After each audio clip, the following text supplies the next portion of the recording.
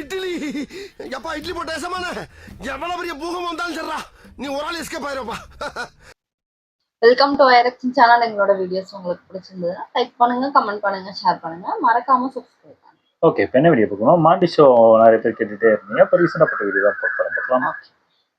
டாங்கி தேவாங்கிற வில்லனை ஹீரோ கொன்னுறாரு. அதுக்கு அவன் பொண்டாட்டி என் புருஷனை கொன்னவங்கள கொல்றவனுக்கு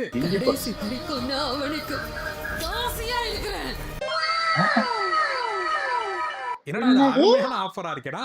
தீபாவளி பொங்கல் கூட இப்படிப்பட்ட ஒரு ஆஃபர் கொடுக்கப்பட்டாங்களே. பந்தயத்துக்கு நான் வரலாமா? பழைய படமா புது படமா இது?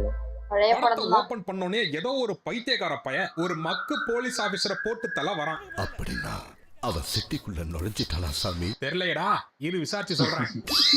அவன் யாரு, என்ன, எந்த கிரகத்துல இருந்து வந்தான் அப்படிங்கிற ஒரு டீட்டெயிலும் இல்ல. ஆல்ரெடி ஒருத்தன் சுட்டு செத்து போய் கிடக்குறான், அவனை போய் சுடுறான். ஏண்டா உயிரோட இருக்கிறவனை சுட்டா கூட பரவாயில்ல, ஆல்ரெடி சுட்டு செத்தவனை போய் சுடுறிய, நீ எம்புட்டு பெரிய மக்கு பயலா இருப்ப. சரி, இவன் ஆல்ரெடி செத்த பணத்தை சுட்டுட்டு என்னடா பண்றான் அப்படின்னு பார்த்தோம்னா பக்கத்துல இருக்கிற பொம்மையை எடுத்து விளையாண்டுட்டு இருக்கான். இந்த சைல்டிஷ் கோமாளிய பார்த்து இவங்க எல்லாம் பதறாங்கலாம். சரி போய் தொலை. அடுத்து இந்த போலீஸ் ஆபீசரோட பொண்டாட்டி வந்து ஒரு துரு பிடிச்ச அருவாளை நெருப்புல தூக்கி போடுது. என்ன அருவாள்ல எதுவும் கோழியை சுருவி எதுவும் சுட்ட கோழி எதுவும் சுட போதா அப்படின்னு பார்த்தோம்னா 1/4 கிலோ துரு பிடிச்ச இரும்பு நல்லா சொல்லி கிண்டல் பண்ணாத தம்பி. வேற என்னன்றா சொல்றது? தங்கோன்னு சொல்லாம இல்ல வைரோன்னு சொல்லாம அந்த அருவாளுக்கு ஒரு 2 மணி நேரம் பிளாஷ்பேக் உட்காந்து சொல்றாங்க. இவன் அங்க ஒருத்தன் கொல்ல வந்துட்டு இருக்கான் தெரியுமா? இங்க எல்லாரையும் கூப்பிட்டு வச்சு பிளாஷ்பேக் சொல்லிட்டு இருக்கேன் 2.5 மணி நேரம். அடுத்து இந்த படத்துல ஹீரோக்கு ஒரு இன்ட்ரோ வச்சிருக்காங்க. ஒரு ஹீரோக்கு இன்ட்ரோவா ஃபைட் சீன் வச்சு பாத்துருக்கேன்டா. ஏன் ஒரு ஹீரோக்கு இன்ட்ரோவா குத்து சாங் வச்சு கூட பாத்துருக்கேன். ஆனா இந்த பயலுக்கு இன்ட்ரோவா என்ன தெரியுமா வைக்கிறாங்க? நம்ம ஹீரோ குளிர் தாங்க முடியாம கம்பளி போத்திட்டு உட்கார்ந்து இருக்கான். அதுல நெருப்பு பத்திக்கிச்சாமா, அணைச்சிட்டு திருப்பி அதே இடத்துல உட்காந்துக்கிறான்.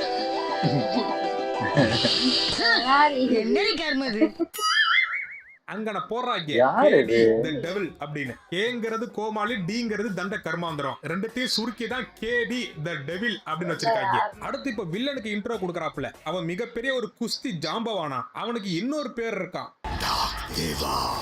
டாக்னா நாய் தேவா நினைச்சுக்காதீங்க, DAAK, அந்த டாக் தேவாவா. சரி, இந்த டாக் அப்படிங்கிறதுக்கு என்னடா அர்த்தம் அப்படின்னு பார்த்தோம்னா இந்த மெயில் போஸ்ட் எல்லாம் போடுறாங்க தான் டாக் அப்படிங்குவாங்க. இந்த குஸ்தி சண்டை எல்லாம் போடுறதுக்கு முன்னாடி போஸ்ட்மேனா வேலை பார்த்திருப்பான் போல.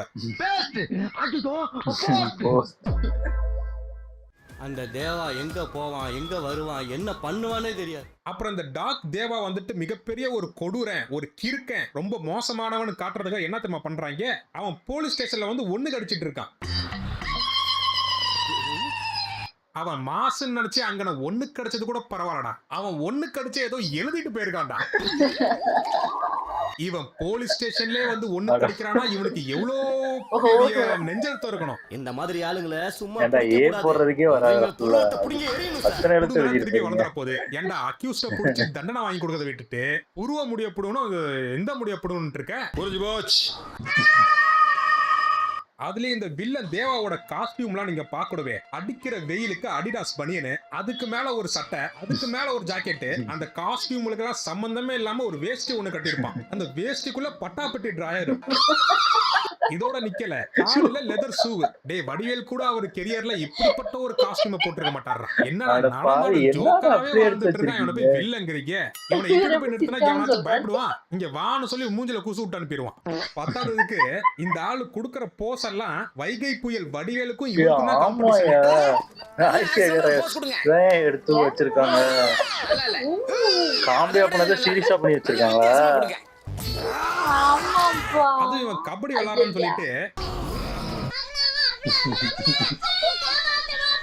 WWE வர மாதிரி ராக் பாட்டம், அண்டர்டேக்கர் சோக்ஸ்ல இந்த டாக் தேவாவை அந்த சிட்டில இருக்கிற மொத்த போலீஸும் பிடிக்க போறாங்களாம்.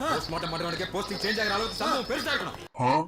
சரி, மிகப்பெரிய ஒரு ஃபைட் சீன் காத்துட்டு இருக்கு போல. எல்லாரையும் அடிச்சு இந்த தேவா டாக் பறக்க விடுவான் போல அப்படின்னு நினைச்சா சிட்டில இருக்கக்கூடிய எல்லா போலீஸும் வந்த பிறகு நம்ம டைரக்டா போய் அவனை பிடிக்கிறது ரிஸ்க். அதனால அவன் கபடி விளையாடும் போது அவனை போட்டு தள்ள நம்பால ஒருத்தனை உள்ள அனுப்பியிருக்காங்கிறான். ஏண்டா அப்ப எதுக்குறா சிட்டில இருக்கிற எல்லா போலீஸும் இங்க வர சொன்ன? உனக்கு வேலை இல்ல தெரியுது எனக்கு. எப்படிப்பட்ட மக்கு பயில்ட்டு வந்து நம்ம சிக்க பாத்துக்கிட்டு எதுக்குடா அப்புறம் வந்து அவனை வெயிட் பண்ண போலீஸ் போறாங்க. துப்பாக்கி எல்லாம் வச்சிருக்கிற இவங்களாலே ஒண்ணும் புடுங்க முடியல. இவனுங்க டாகி தேவா போட்டு தள்ளின ஆள்கிட்ட மட்டும் என்ன பீரங்கியா கொடுத்து அனுப்பியிருப்பாங்க. அவங்க கிட்ட பிளேடு தான் இருக்கு. அந்த துரு பிடிச்ச பிளேட வச்சு தேவாவோட தாடிய கூட வலிக்க முடியாது. நான் அருவா புடிச்சுக்கிட்டு நின்னு இந்த ஊர்ல பணத்தை எரிக்கிறவங்க எல்லாம் ரொம்ப பிஸி ஆயிடுவாங்க. ஏன் நீயே அந்த பணத்தை சமைச்சு தின்றுவியா? இந்த கிறுக்கு பைய தேவாக்கு ஒரு கிறுக்க ஃபேனா இருக்கானாமா. என்ன சொன்னீங்க? கொண்டாடுறவனா? வேற யாரு இந்த படத்தோட பெரிய கிறுக்க நம்ம ஹீரோ தான். இவர்தான் ஹீரோவா? யாரியா? இப்ப திருப்பி நம்ம கிறுக்கு ஹீரோக்கு ஒரு இன்ட்ரோன்னு வைக்கிறாங்க. சம்பந்தமே இல்லாம பாலை தான் எடுத்து அவன் மூஞ்சில ஊத்துறாங்க. இந்த படத்தோட டைரக்டர் நீ வாடி மாப்ள உனக்கு நான் பாலே ஊத்துறேன்னு சொல்லி கூட்டிட்டான் இருக்காரு. சொன்னதை செஞ்சிட்டாரு. இந்த டாக்கிங் டாம்னு ஒண்ணு இருக்கும் தெரியுமா? அது கூட நம்ம பேசினாதாங்க திருப்பி பேசும். ஆனா இவன் பேச ஆரம்பிச்சானா நிப்பாட்டவே மாட்டான். அது என்னாச்சுன்னா சரிப்பா நீ எதுவும் சொல்ல வேண்டாம். சொன்னா புரிஞ்சுமா? ஏ கிளாப் கோலி ஷாட். இவன் பேசுறத கேட்டுட்டு ஆடியன்ஸ்க்கு ஹார்ட் அட்டாக் வந்து அவங்க ஆஸ்பத்திரியில அட்மிட் ஆகி டிஸ்சார்ஜ் ஆயிருப்பாங்க. இன்னும் பேசிட்டே இருந்திருக்கான் தியேட்டர்ல. ஐயோ இவரோட அண்ணன் தான் இறந்துட்டாரு. நல்ல வேளை ஆடியன்ஸ் எல்லாம் அகால மரணம் ஒரு தம்பி வந்து டக்குன்னு காப்பாத்திடுறான். உங்க அண்ணன் கூப்பிடுறாரு வா. காலி காலின்னு கூப்பிட்டாரா? இந்த இல்ல மேக்னா ஒக்கட்டுன்னு கூப்பிட்டுருப்பாரு. போடா டே. என்ன இது தெலுங்கா? போகும்போது கூட வாயை மூட மாட்டான் பாரு.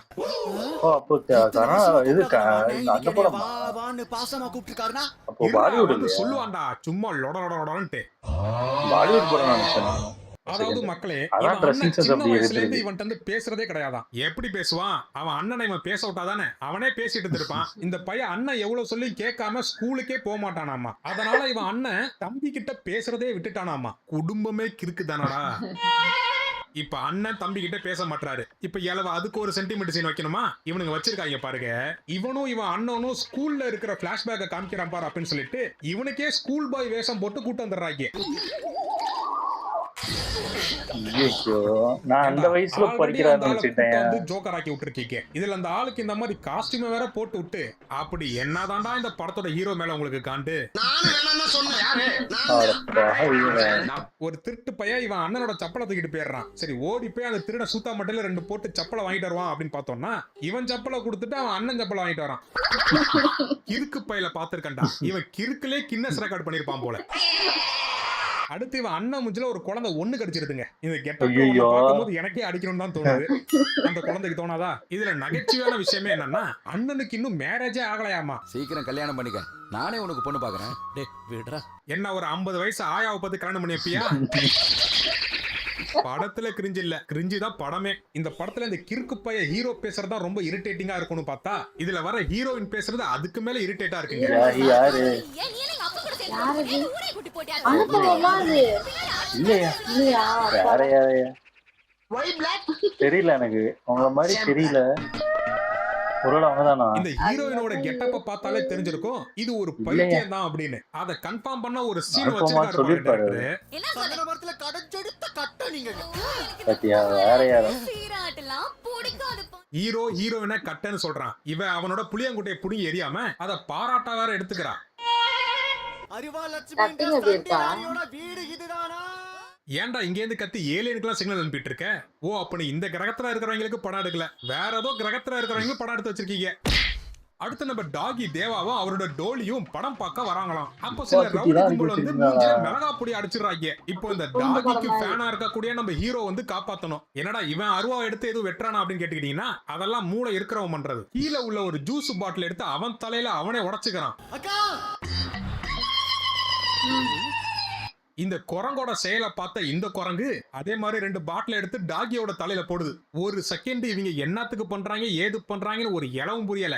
அப்புறம் கொஞ்சம் நேரம் கழிச்சுதான் விளங்குது நம்ம டாகி கண்ணுல ஒரு தேவாங்க வந்து மிளகா பொடி அடிச்சுட்டு போச்சு இல்ல, அதோட எரிச்சல் கண்ணுல இருந்து குறையறதுக்கு ஜூஸ் பாட்டில் எடுத்து உடைச்சிருக்காங்க மண்டையில.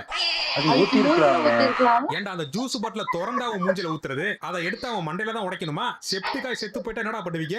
அவன் செத்து போயிட்டா அவன் ஆளை நீ கரெக்ட் பண்ணிட்டு போயிடலான்னு பாத்துருக்க. இப்ப நம்ம கிறுக்கு ஹீரோக்கும் இந்த டாகி தேவாக்கும் ஒரு பிளாஷ்பேக் ஒண்ணு இருக்காமா. அது என்ன கர்மம் அப்படின்னு பார்த்தா நம்ம டாகி தேவா சின்ன வயசுல நம்ம ஹீரோக்கு ரத்தம் தேவைப்படும் போது அவர் தான் ரத்தம் கொடுத்து காப்பாத்தினாராமா. இதனாலதான் இந்த கிறுக்கு காளி நம்ம ஹீரோ டாகி தேவாக்கு மிகப்பெரிய ஃபேன் ஆயிட்டாராமா.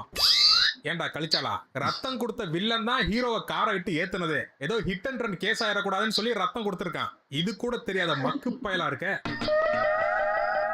அடுத்து நம்ம மென்டல் ஹீரோயினுக்கு ஒரு கெட்டப் ஒண்ணு போட்டு விட்டுருக்காங்க பாருங்க.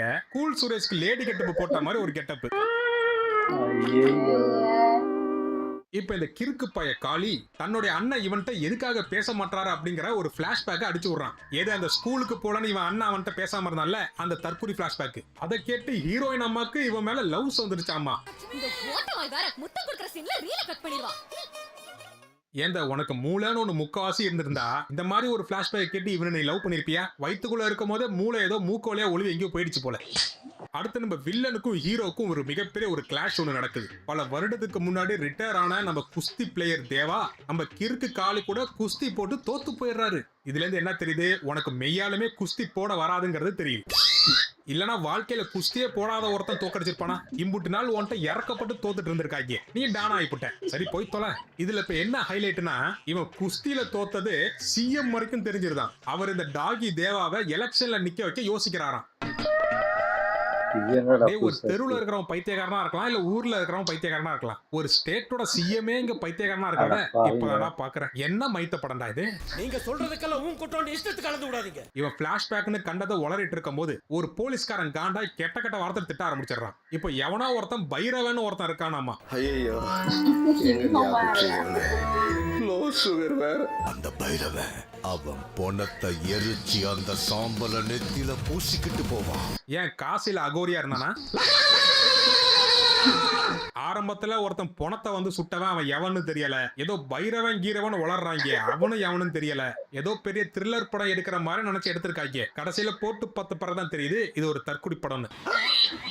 நம்ம ஹீரோ தன்னோட காதோல ப்ரூஃப் பண்ண ஹீரோயினுக்கு மல்லிப்பூ வாங்கிட்டு ஹீரோயின் வீட்டுக்கே போறான். உள்ள போய் பார்த்தா ஏதோ இலவு வீடு மாதிரி ஒரே மயான அமைதிங்க.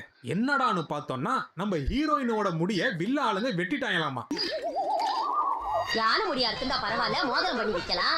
கரடி முடியா இருந்தா பரவாயில்ல, பண்ணி வைக்கலாம். இப்படி ஈரும் பேனு உள்ள முடிய அறுத்திருக்காளே, அவன் கைய ஒடிச்சு அடுப்புல வைக்க. எவனோ நம்ம ஆளு தளபதி ஃபேன் தான் போல. தளபதி இனிமே படத்துல நடிக்கவே மாட்டாருங்கிற ஆதங்கத்துல தளபதி நடிச்ச சிரிப்பான சீனெல்லாம் ஏதோ பெரிய சென்டிமெண்ட் சீன் மாதிரி எழுதி கொடுத்திருக்கான். இந்த சைக்கோங்களும் அந்த சென்டிமெண்ட் சீன் நினைச்சு வச்சிருக்கீங்க. என் ஆளோட முடிய நீ எப்படா வெட்டின அப்படின்னு சொல்லிட்டு அங்க போய் தேவா வீட்டு வாசல் நின்னுட்டு தேவா கிட்ட பிரச்சனை பண்ணிட்டு இருக்கான். அதுக்கு நம்ம டாகி தேவா 24 மணி நேரத்துக்குள்ள இவன் குடும்பத்துல இருக்கிறவங்க தலையை காலடியில கொண்டு வந்து வைக்க. டேய் கூகுள் மேப் தப்பா காமிச்சா கூட 2 நிமிஷத்துல அவன் வீட்டுக்கு போயிடலாமேடா. இதுக்கு எதுக்குடா 24 மணி நேரம்? சாப்பிட்டு சாயங்காலமா தெளிவுமா? இதை கேட்ட அரண்டு போன நம்ம ஹீரோ நடிப்புங்கிற பேர்ல கலிஞ்சு தள்ளிருக்காப்ல.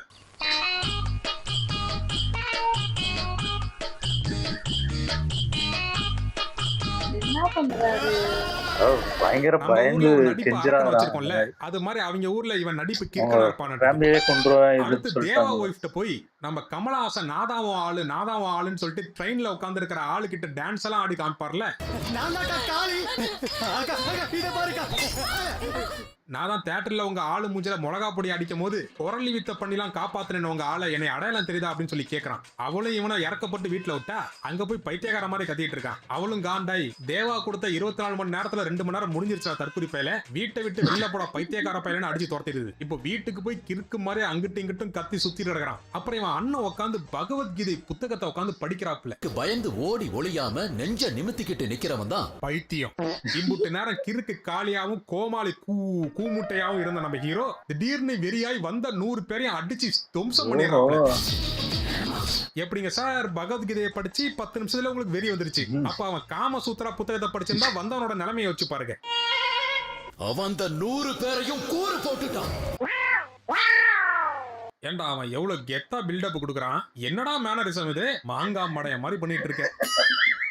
இப்ப நம்ம வில்லனுக்கும் ஹீரோக்கும் ஃபைட்டுங்க. இப்ப ஹீரோட அண்ணன் மோட்டிவேஷன் பண்றத பாருங்க.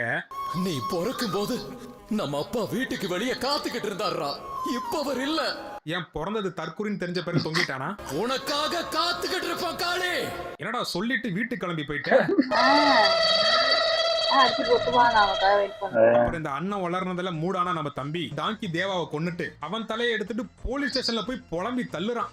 நாடு இல்ல, மனுஷன் இல்ல, விதி மீறி ஒண்ணும் இல்ல, மீறி நம்ம வாழ்ந்தது. டம்மியா இருக்கும் போதே பேசி தாலியா இருப்பான். இப்போ பெரிய ரவுடியா வேற ஆயிட்டானா, கத்திக்கிட்டே திரியறான் கம்யூனிட்டி. விதியை யாராலையும் மாத்த முடியாதுன்னு சொன்னா சார். அப்படி சொன்னா வேற யாரும் இல்ல, குடுகுடுப்புக்காரன். என்ன சிரிக்கிறீங்க? சத்தியமா நேத்து ராத்திரி குடுகுடுப்புக்காரன் தான் வந்து சொன்னா. அதத்தான் அவன் உளறிட்டு இருக்கான். நான் சொன்னா நம்பவா போறீங்க? நீங்களே கேளுங்க. யாரா சொன்னா? ஒரு குடுகுடுப்புக்காரன். இவங்க பயங்கரமா கத்தி எல்லாத்தையும் சிரிப்பு காமிச்சிட்டு இருக்க. டாங்கி தேவா ஒய்ஃப் வெளில நின்னு பிச்சை எடுத்துட்டு இருக்கா. மடி பிச்சை கேட்டு வந்திருக்க.